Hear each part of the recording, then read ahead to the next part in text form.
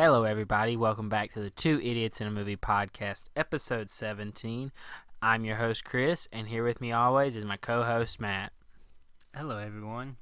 In today's episode, we're reviewing Knives Out. Yep. Now, Christopher, Yeah, Matt. what's the story? The story. Okay, essentially, Harlan, I forget their last name, whatever the character's last name is, but what's the actor's name? Christopher Plummer? Yeah, Christopher Plummer.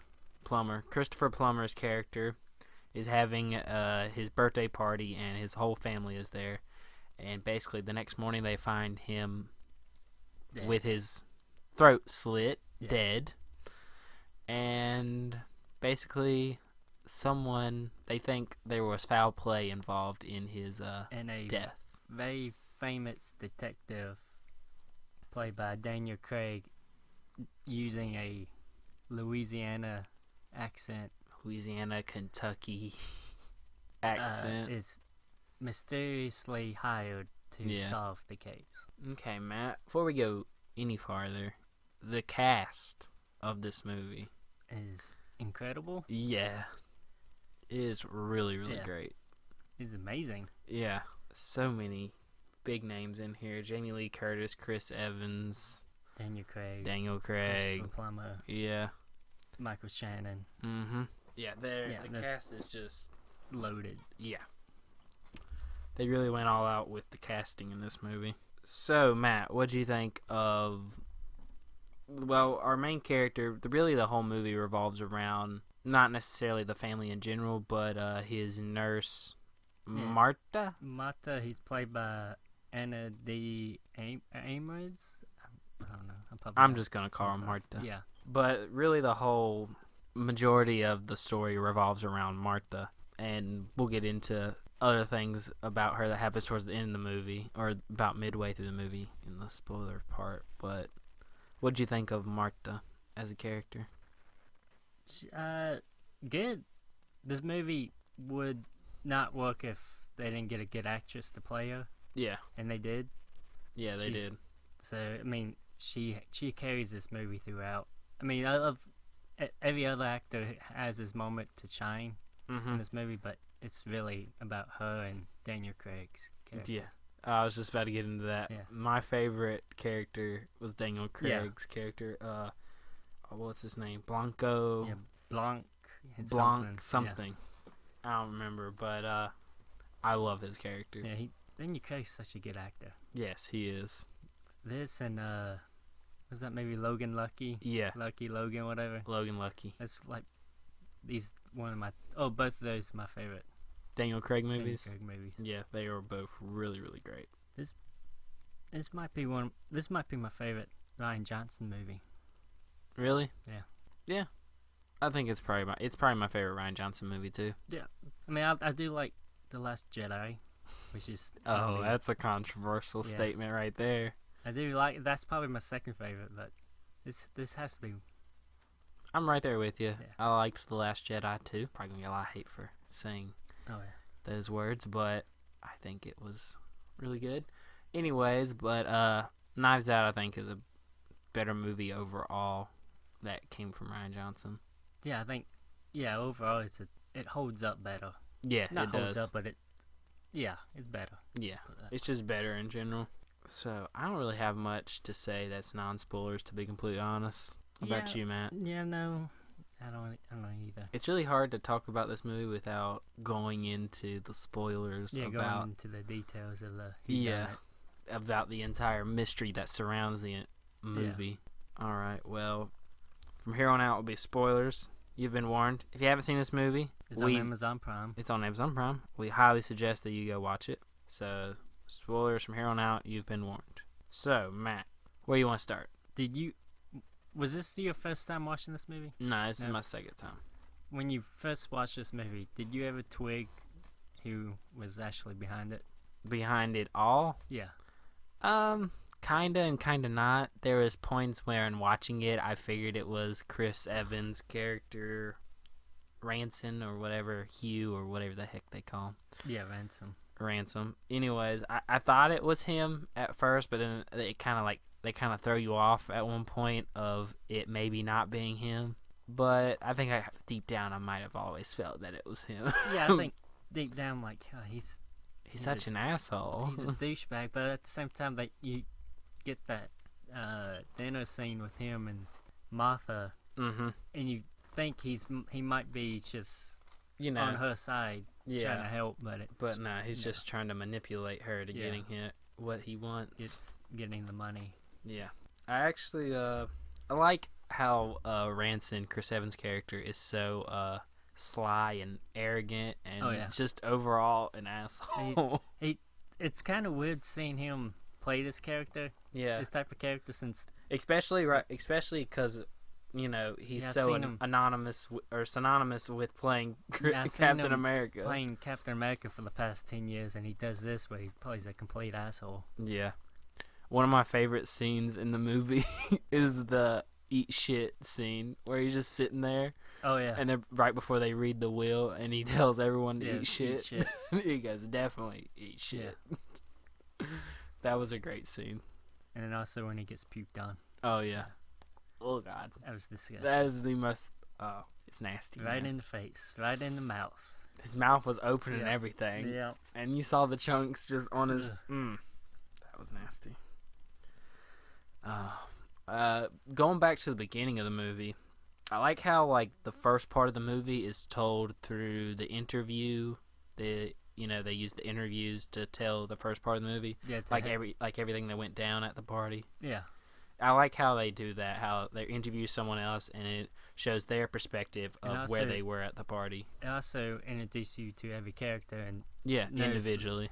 And you get their motivations and how much of the asshole. And you get their side of the story, but as you go through the movie, you reveal what actually happened to everyone on that night. Yeah. Something I also liked about Martha's character was her inability to lie. Yeah, that's a good little trope. I thought that was very interesting because it puts a nice little spin on one of the characters in the movie because they physically can't lie. They physically can't lie or the puke. They're gonna regurgitate their breakfast. But yeah, I thought that was very interesting to have a character in a murder mystery movie. You can't lie. Yeah. Now you already told me what's your favorite line in this movie. Oh yeah, the eat shit. Yeah, mine is the donut hole. Oh, the donut hole within the donut hole. He just in that whole car ride after they chase Ranson and Martha. It's a great. Daniel Craig is just talking and talking and talking. And then it's great when he's sitting waiting for Martha to come back, and he has his earphones in, and he's singing. Them, he's like, "Oh no!" And he hears the siren, and he's like, "What the?" Yeah.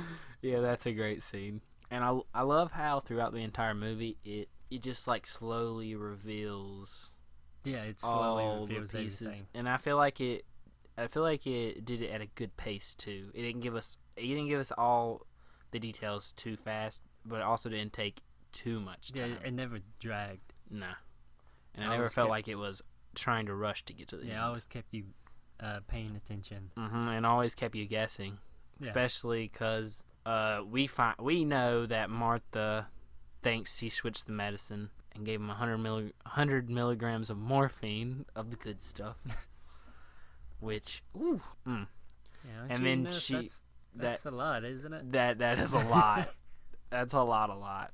When the regular dosage is it's 3 milligrams to 100. Oh wow. Yeah. Yeah, that's a big difference. Yeah. But and then we get that revealed to us, kind of I think it's about halfway through the movie, wouldn't you say? Yeah, I would say halfway. Yeah. And then I like how we figure out how Martha is not the guilty party. Yeah, we realize she didn't actually do anything wrong. Yeah. She never made a mistake.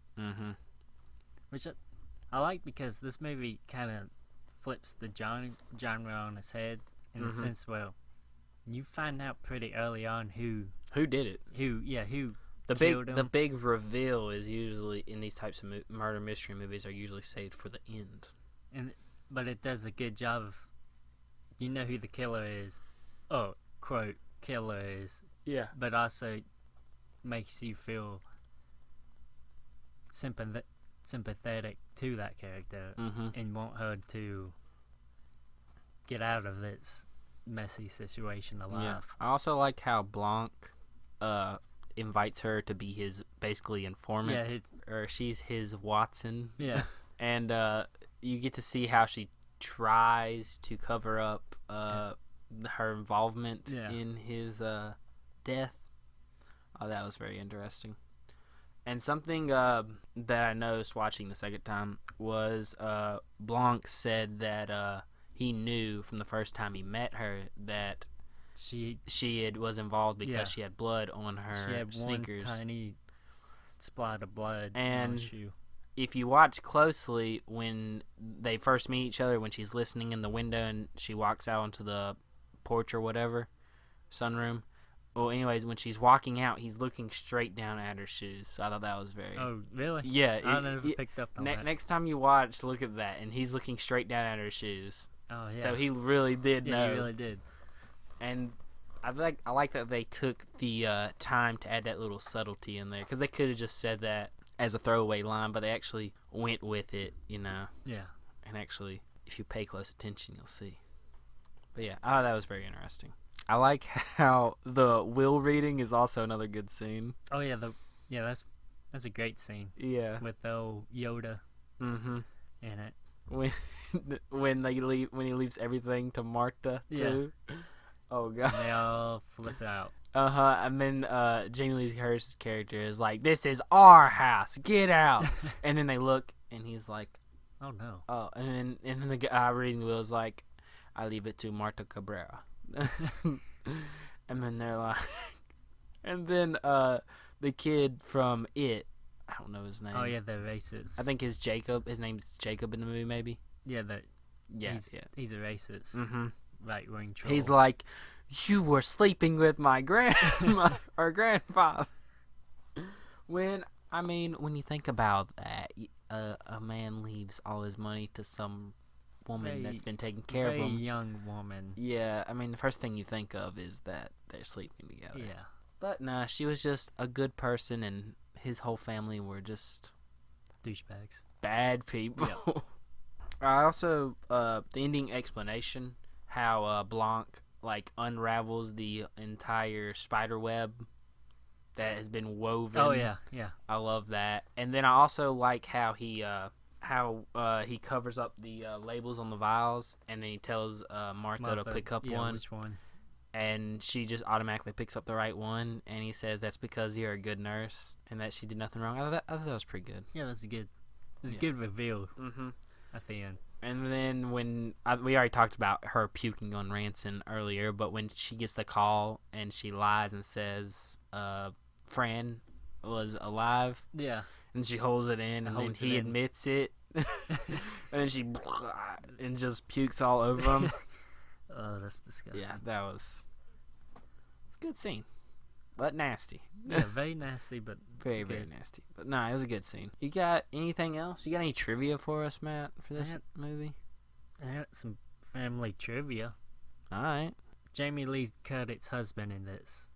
Yeah, I remember. Yeah, the actor's name's Rian Johnson. Mm-hmm. Fun fact, my mom met him. Really? Yeah, when she visited Hollywood. Cool. Apparently, he's a really nice guy. Awesome. He was kind of an asshole in this movie, Yeah. He's a cheating husband. Yeah. Yeah.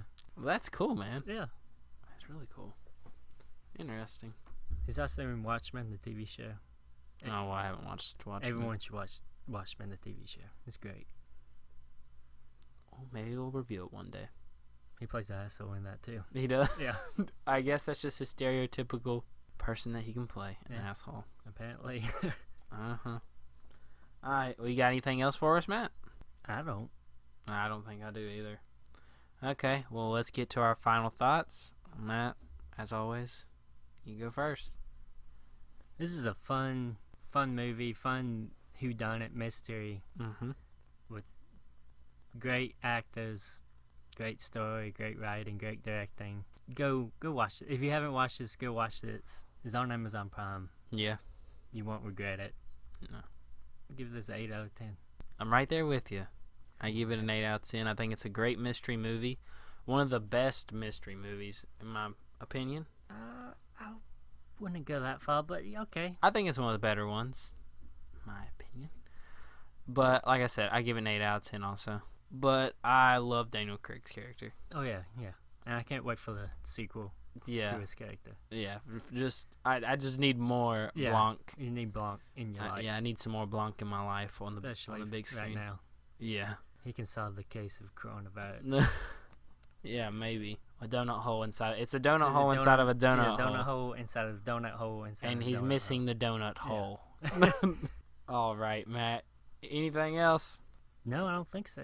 All right. Well, I think that's it for us today. We hope you enjoyed listening to us discuss and review Knives Out, directed by Rian Johnson. Put out new episodes every Sunday and Wednesday. Follow us on Instagram, Twitter, subscribe to us on YouTube, and we'll see you next time when we talk about Deadpool. Yeah.